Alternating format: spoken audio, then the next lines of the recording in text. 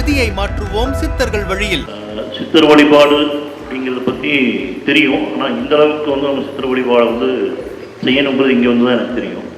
சித்தர்கள் நம்ம அழைச்சா வருவாங்க அப்படிங்கிற விஷயமும் நம்ம இங்கே தான் கேள்விப்படுறோம், இங்கே தான் தெரிஞ்சுக்கிறோம்.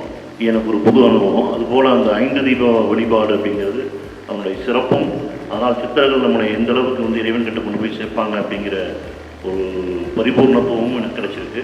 அதுபோக பார்த்திங்கன்னா நீங்கள் சொன்ன மகாபிரமம் அந்த வழிபாடு எனக்கு ரொம்ப ஆத்மார்த்தமாக இருந்தது. ஐயா, நன்றி. அன்பானவர்கள் அனைவருக்கும் பணிவான வணக்கங்கள். நம்ம பல்லடத்தில் விதியை மாற்றுவோம் சித்தர்கள் வழியில் மே மாதம் 22ஆம் தேதி வெள்ளிக்கிழமை காலை 9 மணி முதல் மாலை 5 மணி வரை பல்லடம் கோயம்புத்தூர் சாலையில் அமைந்துள்ள வனம் ஃபவுண்டேஷனால் ஏற்படுத்தப்பட்டுள்ள வனாலயத்தில் விதியை மாற்றுவோம் சித்தர்கள் வழியில் ஒரு நாள் வாழ்வியல் பயிலரங்கம் அங்கு நடைபெற இருக்கிறது. இந்த பயிலரங்கத்தில் கலந்து கொண்டு ராஜகணி தீட்சை கொடுக்கப்படும், ருத்ராட்சை தீட்சை கொடுக்கப்படும், முத்ரா தீட்சை கொடுக்கப்படும்.